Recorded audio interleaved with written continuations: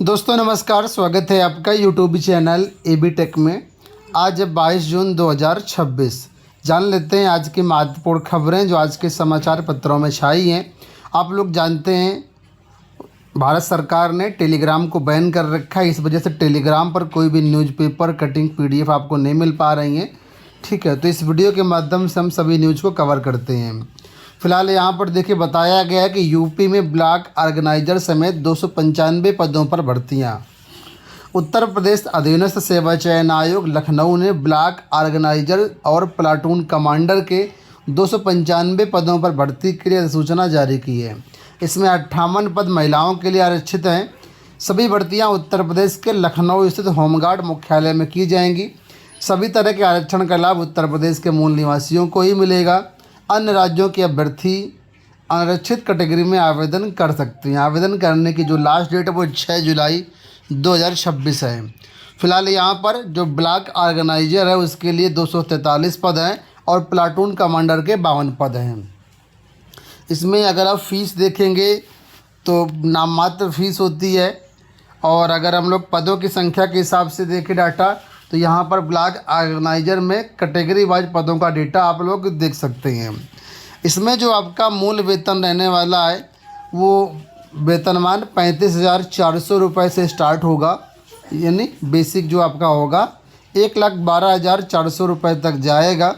ठीक है, और इसमें महंगाई और जो भत्ते वगैरह होते हैं अलग से ऐड होंगे। इसमें आवेदन करने के लिए जो क्राइटेरिया रखा गया है वो सिर्फ 12th पास है। कोई भी अभ्यर्थी जो 12th पास है वो आवेदन कर सकता है। लेकिन आप लोग जानते ही हैं कि यूपी SSS की भर्ती है तो पेट का जो स्कोर कार्ड है वो आपके पास होना चाहिए। पेट 2025 का वैध स्कोर कार्ड है तो आप यहाँ पर आवेदन कर सकते हैं। सिलेक्शन प्रोसेस की बात करते हैं तो यहाँ पर पेट के आधार पर आपको मेंस एग्ज़ाम देना होगा। इसके बाद जो है लिखित परीक्षा होगी, शारीरिक मानदंड होगा, नापजोख होगा। ठीक है, और जो है शारीरिक परीक्षा होगी, दस्तावेज सत्यापन होगा। इसके बाद फाइनल मेरिट लिस्ट जारी होगी।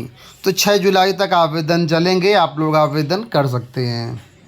यहाँ पर देखिए एक अपडेट है कि कम वर्षा की आशंका को देखते हुए जल संचय पर दें जोर मुख्यमंत्री। आप लोग जानते हैं इस साल जो मानसून है वो अभी तक नहीं आया है और इससे आशंका जताई जा रही है कि इस साल जो है काफ़ी ज़्यादा बारिश प्रभावित करेगी और जो है सूखा पड़ने की संभावना है। जिसको देखते हुए यहाँ पर उत्तर प्रदेश सरकार ने कुछ जल संचय पर जोर देने की बात कही है और ये भी कहा है कि जहाँ पर भी जो क्षेत्र ज़्यादा प्रभावित होंगे उनके लिए जो भी उचित मुआवजा वगैरह होगा उस पर भी काम किया जाएगा। तो फिलहाल आप लोगों से मेरा कहने का मतलब सिर्फ इतना है कि मानसून देरी से आ रहा है और बारिश भी कम होने की संभावना है इस साल। तो अनावश्यक जल बर्बाद ना करें, जल का ज़्यादा से ज़्यादा संचय करें, दुरुपयोग ना करें।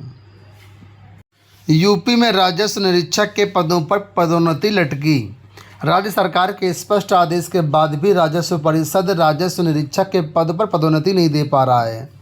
लेखपाल से राजस्व निरीक्षक के 1000 पदों के लिए विभागीय पदोन्नति कमेटी की बैठक तो करा दी गई लेकिन इसे जारी नहीं किया गया। इसके चलते पात्र लेखपाल अभी तक राजस्व निरीक्षक नहीं बन पाए हैं। कहीं तो ये भी कहा जा रहा है कि पदोन्नति को लेकर के अंदर खाने खेल चल रहा है। तो यूपी में राजस्व निरीक्षक के कुल 4,281 पद हैं। इसमें 1147 पद कार्यालय के लिए आरक्षित हैं।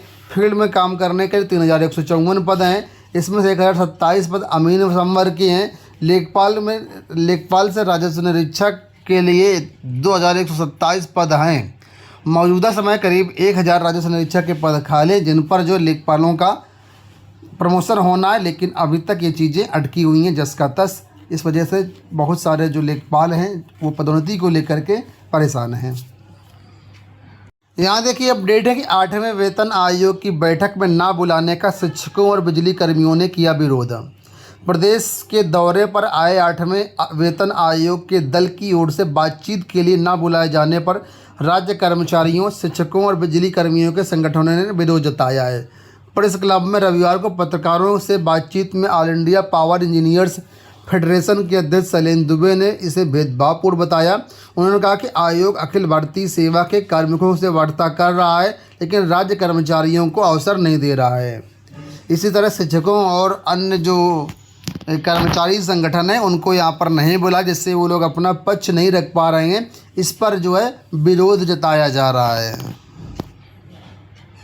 आपको बता दें, जो वेतन आयोग है, 8वां वेतन आयोग की जो टीम है, और राजधानी दिल्ली में अभी 2 दिन रहेगी, 22 और 23 जून को। ठीक है, इसमें पुरानी पेंशन वेतन वृद्धि की मांग रखेगा फेडरेशन, और कितना जो है वेतन वृद्धि होगी, कितना फिटमेंट फैक्टर लगेगा, क्या कैसे होगा। ठीक है, शैक्षिक भत्ता, आवासीय भत्ते, किराया भत्ता जैसे बहुत सारे जो पहलू होती हैं, इन सब पर जो अलग अलग संगठन हैं अपने विभाग के अनुसार अपना पक्ष रखेंगे।